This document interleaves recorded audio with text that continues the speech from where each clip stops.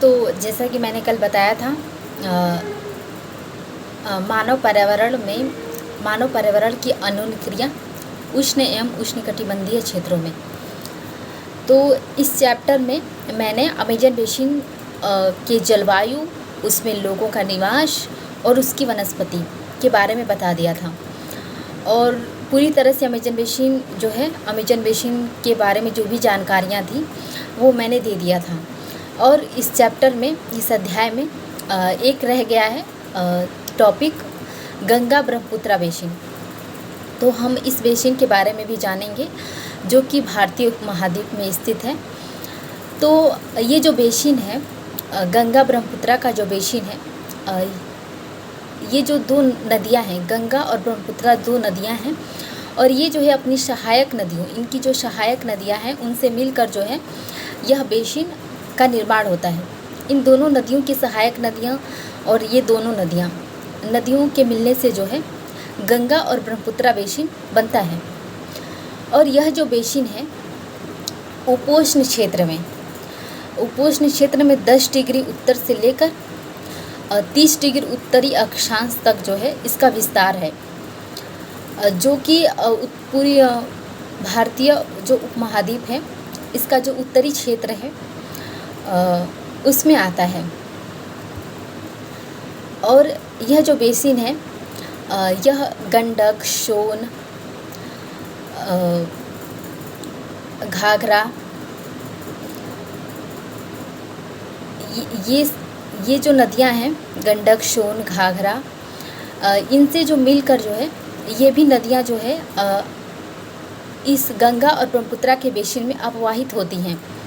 और इनका जो विस्तार है यह गंगा और ब्रह्मपुत्रा के बेसिन में ही होता है। और जो गंगा और ब्रह्मपुत्रा का बेसिन है, यह पर्वत, गिरिपद, हिमालय और सुंदरवन डेल्टा जो है, ये सब जो हैं इस बेसिन की जो है मुख्य विशेषताएं हैं। और इस बेसिन में कई जो है जो कि नदियों द्वारा ही बनाया जाता है, चाप झील जो होता है, इस बेसिन में कई चाप झील भी मौजूद हैं। तो ये जो चाप झील है, इसका निर्माण नदियों के द्वारा ही होता है। जैसे नदियाँ जो पर्वत क्षेत्र से मैदानी क्षेत्र की ओर प्रवेश करती हैं, तो वे जो है विसर्प बनाती हैं, मतलब टेढ़ी मेढ़ी दिशा में चलती हैं, उसको विसर्प बोलते हैं। और उनका जो एक भाग होता है विसर्प का, वही कट कर जो है अलग हो जाता है, तो वही जो है चाप झील के नाम से जाना जाता है। तो गंगा और ब्रह्मपुत्रा का जो बेसिन है, इन नदियों के द्वारा कई ऐसे चाप झील हैं जो कि इस बेसिन में मौजूद हैं।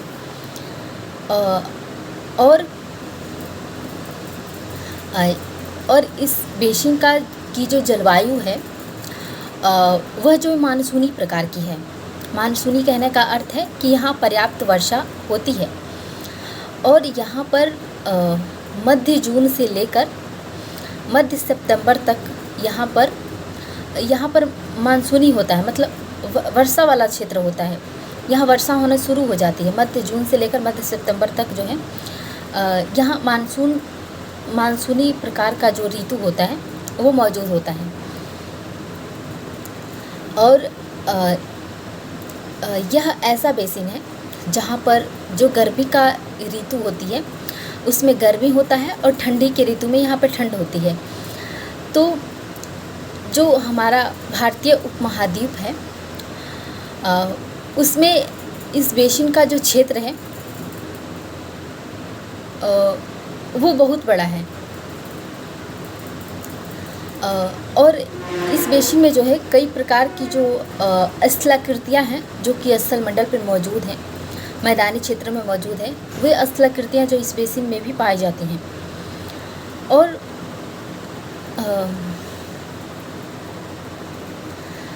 और इसमें जो है जो पर्वतीय क्षेत्र होता है, पर्वतीय क्षेत्र से कई जो है जो सहायक नदियां हैं वो जो है आके मिलती हैं इस बेसिन से। और जो गंगा और ब्रह्मपुत्रा बेसिन का जो इनका जो पर्वतीय क्षेत्र है, गिरिपद और हिमालय का जो क्षेत्र है, उसमें जो है कम लोग निवास करते हैं, क्योंकि वहाँ पर पर्याप्त कृषि भी नहीं हो पाती है। और जो इस बेसिन का जो मैदानी इलाका होता है, मैदानी क्षेत्र होता है, उसमें जनसंख्या का घनत्व सबसे अधिक है। और जनसंख्या इसलिए मौजूद है क्योंकि इसका जो मैदानी इलाका है उसमें समतल, तो चूँकि इस बेसिन में जनसंख्या का घनत्व इसलिए पाया जाता है क्योंकि यहाँ पर समतल और उपजाऊ भूमि मौजूद होती है। और इसलिए जो है यहाँ के जो निवासी लोग होते हैं उनका जो मुख्य व्यवसाय होता है वो कृषि होता है। तो और यहाँ पर जो है मुख्यतः जो चावल की जो फसल होती है वो उपजाई जाती है। और क्योंकि जो है यहाँ पर्याप्त मात्रा में वर्षा होती है, और चावल एक ऐसी फसल है जिसके लिए पर्याप्त वर्षा की ज़रूरत पड़ती है। तो यहाँ पर चावल इनका जो है मुख्य भोजन भी होता है, मुख्य फसल माना जाता है चावल। और अधिक मात्रा में जो चावल की जो फसल होती है वह गंगा बेसिन में ही की जाती है, गंगा ब्रह्मपुत्रा के जो बेसिन होता है उसमें की जाती है। और इसमें अन्य फसलें जैसे कि गेहूँ, मक्का, ज्वार, बाजरा, ये सब जो नगदी फसलें हैं वो भी जो इस बेसिन में उगाई जाती हैं।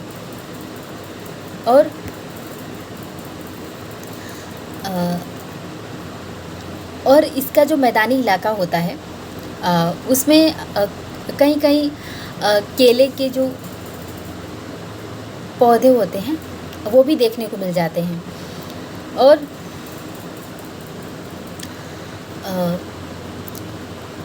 इस बेसिन में पश्चिम बंगाल और जो असम जो क्षेत्र है इसमें चाय की खेती भी की जाती है। और जो बिहार और जो असम का जो क्षेत्र है यहाँ पर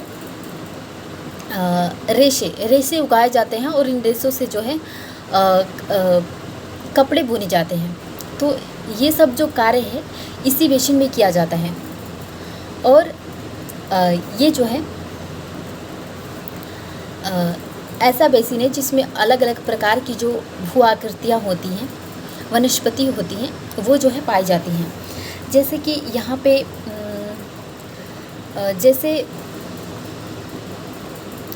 जैसे सागवन हो गया, और सागवन,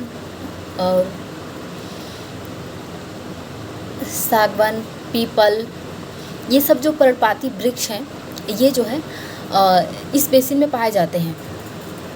और ये जो है जो ब्रह्मपुत्रा का जो बेसिन है इसमें जो है घने बांस के जो क्षेत्र होते हैं वो भी पाए जाते हैं। और जो हमारा जो गंगा बेसिन है, गंगा और ब्रह्मपुत्रा के बेसिन में विभिन्न प्रकार के जो वन्यजीव होते हैं वो भी पाए जाते हैं, जैसे कि हाथी, बाघ, हिरन, और भी जो जानवर हैं वो जो है ये जो मुख्यतः जो है इस बेसिन में पाए जाते हैं। और एक सींग वाला गेंडा है जो कि असम के मैदान, जो कि इसी बेसिन के मैदानी क्षेत्र में पाया जाता है। और इस बेसिन का जो डेल्टा क्षेत्र है उसमें बंगाल टाइगर और चीते, घड़ियाल और मगरमच्छ, ये जो है इस बेसिन में पाए जाते हैं।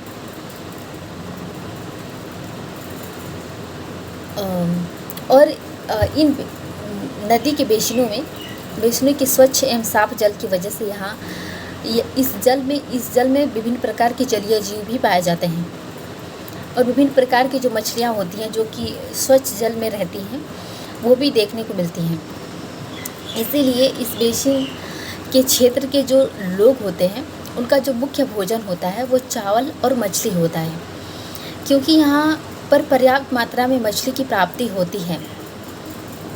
और इस बेसिन के जो है स्वच्छ जल, साफ जल की वजह से यहाँ पर जिसे हम डॉल्फिन कहते हैं वो भी पाई जाती है। लेकिन अब जो है नदियों में रसायनों की अत्यधिक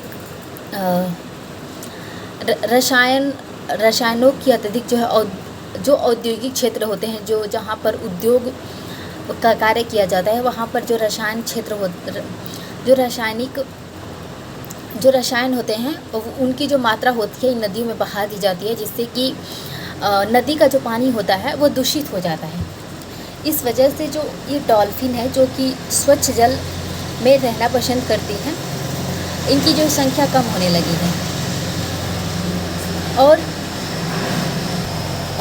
और ये जो गंगा और ब्रह्मपुत्रा का जो बेसिन है, इनके बेसिनों में कई बड़े शहर और नगर भी स्थित हैं। जैसे कि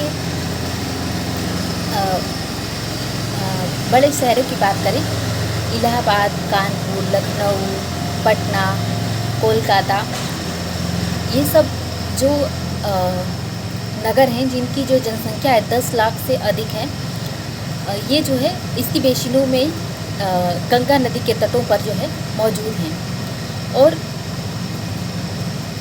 और इन्हीं शहरों का जो है जो गंदा पानी होता है वो जो है इन नदियों में पहुंचने की वजह से ये नदियां, गंगा और ब्रह्मपुत्रा का जो बेसिन है वो दूषित हो रहा है, जो कि प्रदूषण की जो समस्या है वो सामने आ गई है।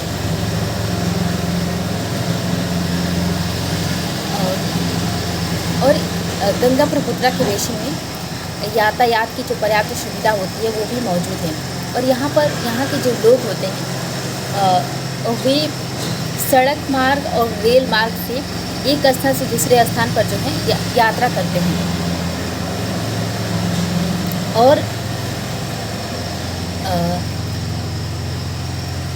और ये जो गंगा ब्रह्मपुत्रा का जो बेसिन है, ये जो है एक बहुत अच्छा पर्यटक स्थल भी है। पर्यटक स्थल कहने का अर्थ है कि यहाँ पर ऐसा बेसिन, मतलब ये बेसिन में ऐसे ऐसे जगह हैं जहाँ पर लोग घूमने के लिए जाते हैं और विदेशों से भी यात्री आते हैं, जो कि तो इसी को हम पर्यटक स्थल कहते हैं, जहाँ पर जो घूमने की जगह हो। तो एक ऐसा बेसिन है जिसमें जो पर्यटक स्थल भी है, क्योंकि यहाँ के जो है जैसे आगरा में जो है आगरा में जैसे कि जो आगरा है उसमें यमुना के किनारे स्थित ताजमहल स्थित है। और इलाहाबाद में गंगा और यमुना का जो संगम है, यहाँ पर लोग घूमने जाते हैं। यमुना और गंगा का जो संगम होता है इलाहाबाद में। और उत्तर प्रदेश और बिहार में कई बौद्ध स्थल हैं। तो ऐसे जो स्थल हैं जहाँ पर बड़ी संख्या में जो पर्यटक होते हैं वो घूमने के लिए जाते हैं। तो ये बेसिन जो है अपने आप में बहुत महत्वपूर्ण हो जाता है, क्योंकि इसका जो क्षेत्रफल है वो भी सबसे ज़्यादा है और यहाँ पर जो जनसंख्या का घनत्व है वो ज़्यादा देखा जाता है।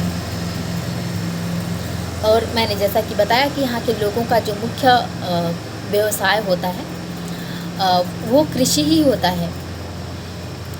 तो इसीलिए भारत की जो अर्थव्यवस्था है हम उसको कृषि प्रधान अर्थव्यवस्था भी कहते हैं, क्योंकि भारत की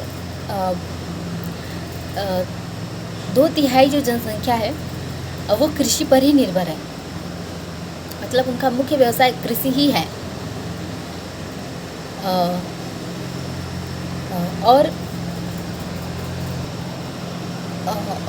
जो ये चैप्टर है, अध्याय है, ये जो है अब समाप्त होता है। अब मैं दूसरा अध्याय, उस नेक्स्ट चैप्टर बताऊंगी जिसका नाम है रेगिस्तान में जीवन। तो ये जो चैप्टर है ये भी बहुत इंटरेस्टिंग है, क्योंकि जो रेगिस्तान होता है, रेगिस्तान से ही हमारे दिमाग में आ जाता है रेत और बालू, ये सब जो इलाके होते हैं जहाँ पर रेत और बालू दिखते हैं।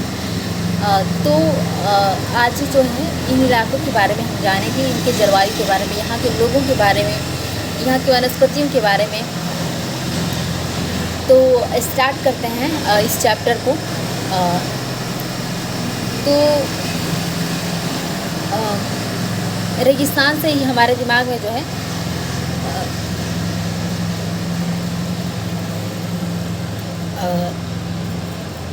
हमारे दिमाग में ऐसे चित्र आते हैं जहाँ पर मतलब कोई घर और निवास कुछ नहीं हो, बस रेत ही रेत हो।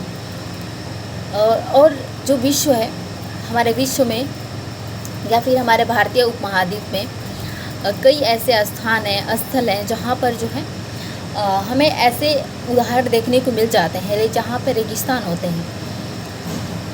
तो हम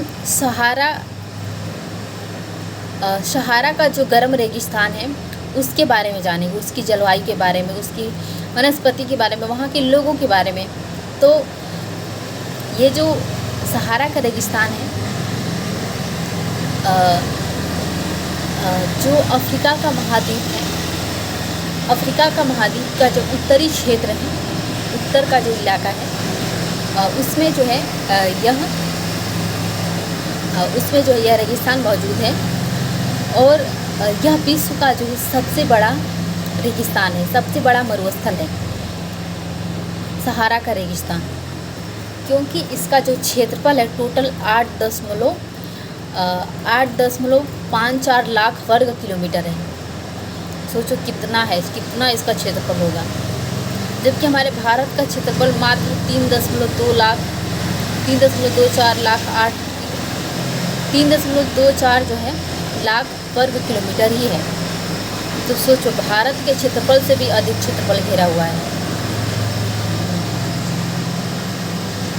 तो ये जो रेगिस्तान है, सहारा का जो रेगिस्तान है, यह जो है टोटल जो अफ्रीका महाद्वीप है इसके 11 देशों से जो है यह जो घिरा हुआ है।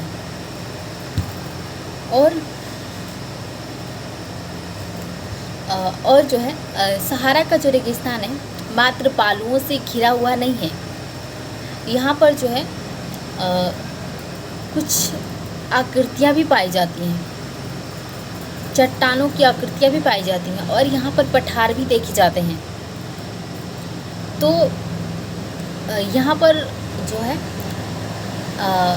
इसलिए जो इसका क्षेत्रफल होता है वो जो है बहुत अधिक हो जाता है।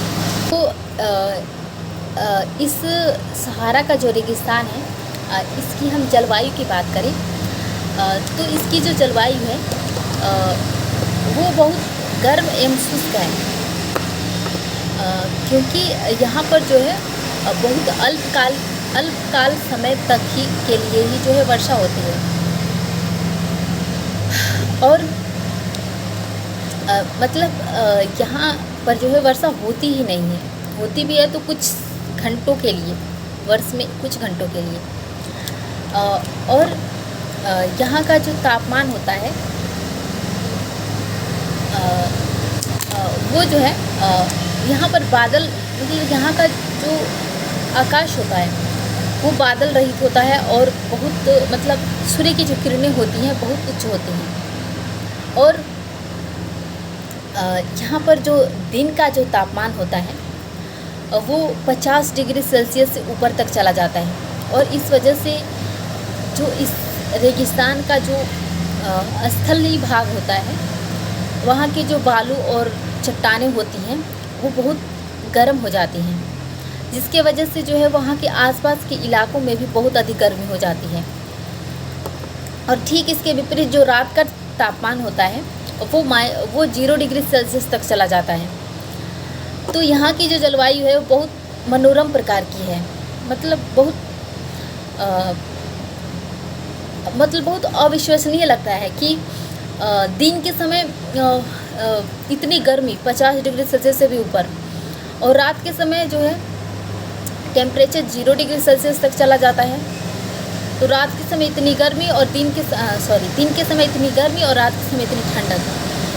तो इस प्रकार वहाँ के जो लोग होते हैं उनका जो बॉडी होता है, उनका जो शरीर होता है, वो इस टेम्परेचर को एक्सेप्ट कर लेता है। वो उसी के हिसाब से जो है उनका जो शरीर होता है वो विकसित हो जाता है। तो उन पर जो है इतना कोई इफ़ेक्ट पड़ता नहीं है। तो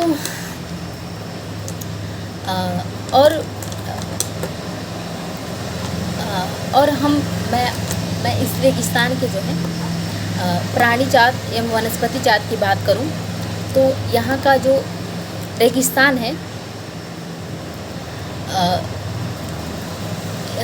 रेगिस्तान यहाँ के जो इलाके हैं, जो सहारा का रेगिस्तान है, इसमें जो है कैक्टस,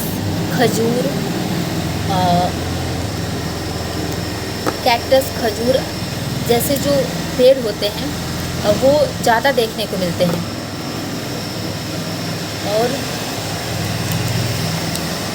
और यहाँ मैं जानवरों की बात करूँ तो यहाँ पर ऊँट, लकड़बग्घा, हिरन, सियार, लोमड़ी, बिच्छू और सांप, ये जो जातियाँ हैं जीव जंतुओं की, ये जो जातियाँ हैं यहाँ पर जो है अत्यधिक देखने को मिलती हैं। और इनके जो है अलग अलग प्रकार की जो प्रजाति होते हैं वो भी देखने को मिलते हैं। जैसे सांपों में अजगर, कोबरा, ये सब जो होता है, इससे भी अलग अलग टाइप के जो है हमें सांप देखने को मिलते हैं, छिपकली देखने को मिलती हैं, जिसे हम पहले कभी नहीं देखे होंगे। और यहाँ के जो लोग होते हैं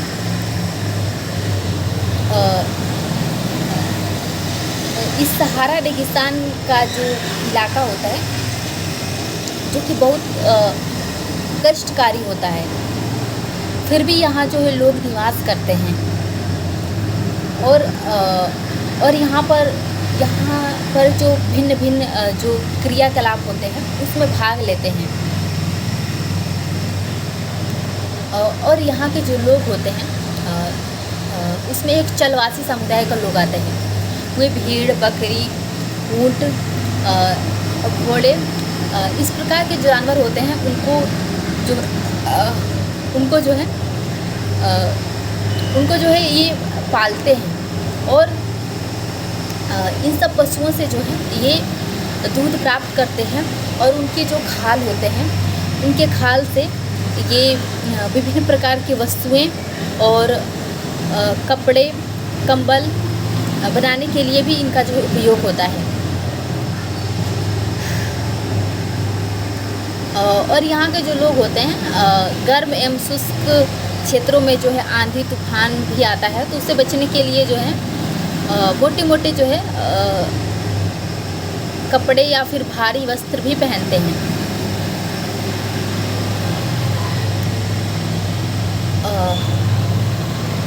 और यहाँ पर जो है यहाँ का जो मैदानी इलाका होता है, वहाँ पर जो है लोग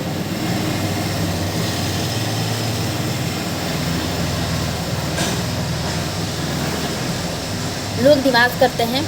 और वे जो है एक स्थान से दूसरे स्थान पर यात्रा भी करते हैं। तो यहाँ पर जो है यातायात की जो सुविधा होती है वो भी पाई जाती है, क्योंकि यहाँ के जो चलवासी समुदाय के जो लोग होते हैं, वे कोई चलवासी इनका नाम इसलिए पड़ा है क्योंकि ये रेगिस्तान की किसी एक ही जगह पर निवास नहीं करते हैं। वे एक स्थान से दूसरे स्थान पर जो है आते जाते रहते हैं।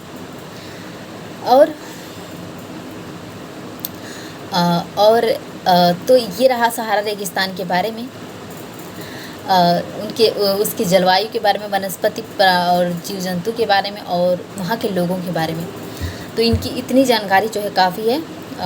और दूसरा जो रेगिस्तान है वो है ठंडा रेगिस्तान। ठंडा रेगिस्तान तो जाहिर सी बात है कि अगर विश्व में ठंडे स्थान हैं तो वहाँ पे गर्म स्थान है तो वहाँ पे ठंडे स्थान भी है। तो जैसे गर्म स्थानों पर रेगिस्तान पाया जाते हैं, उसी प्रकार ठंडे स्थानों पर भी ठंडे रेगिस्तान पाए जाते हैं। तो इसी प्रकार हमारे जो भारतीय उपमहाद्वीप है उसमें लद्दाख का जो क्षेत्र है वहाँ पर ठंडा रेगिस्तान पाया जाता है। और यह जो क्षेत्र है यह जम्मू कश्मीर का जो पूर्वी भाग है वहाँ पर पाया जाता है। और इस जो है रेगिस्तान, लद्दाख रेगिस्तान का जो उत्तरी भाग होता है, इसके उत्तरी भाग में काराकोरम श्रेणी और इसके दक्षिणी भाग में जास्कर पर्वत श्रेणी जो है पाई जाती है। और ये जो रेगिस्तान है लद्दाख का, यहाँ पर नदियाँ भी जो है नदियाँ भी अपवाहित होती हैं। तो जो सबसे प्रमुख नदी है जो कि इस रेगिस्तान से बहती है वो है सिंधु नदी। तो सिंधु नदी जो है इस रेगिस्तान से बहती हुई घाटियों और गार्ज का निर्माण करती हुई जो है भारतीय उपमहाद्वीप के अन्य इलाकों में जो है प्रवेश करती है।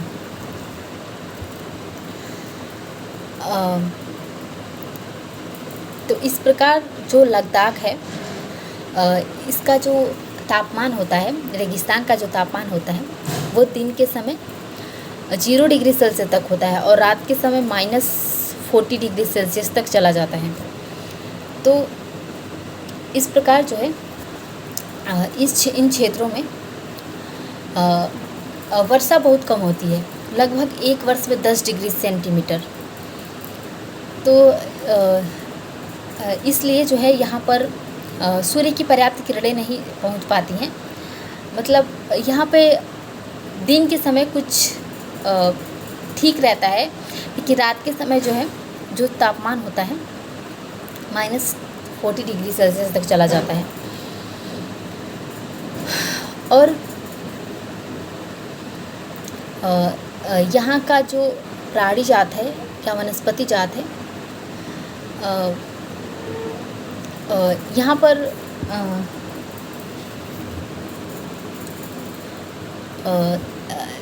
पर जीव जंतुओं में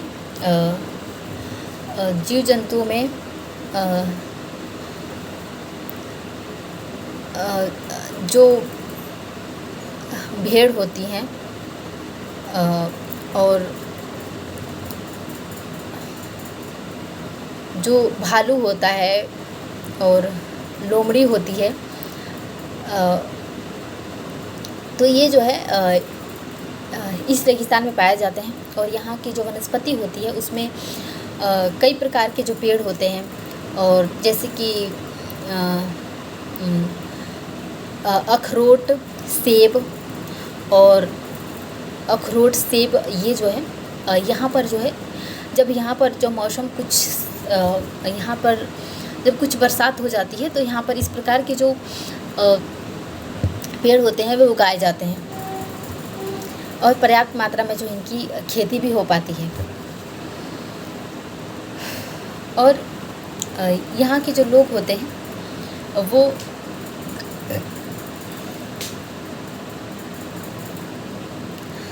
यहाँ के जो अधिकांश जो लोग होते हैं वो या तो मुसलमान होते हैं या फिर बौद्ध होते हैं। और यहाँ पर जो ग्रीष्म ऋतु होती है, ग्रीष्म ऋतु में यहाँ पर आलू, मटर, सेम और शलजम जैसे जो पौधे होते हैं इनकी जो खेती होती है वो की जाती है। और ज़्यादातर जब सेब होता है, एप्पल होता है, वो इसके भागों में ही ज़्यादा देखा जाता है। जैसे हम सेब तो ज़्यादा जम्मू कश्मीर से आता है, तो जम्मू कश्मीर में भी जो है लद्दाख के जो रेगिस्तान है उससे आता है। और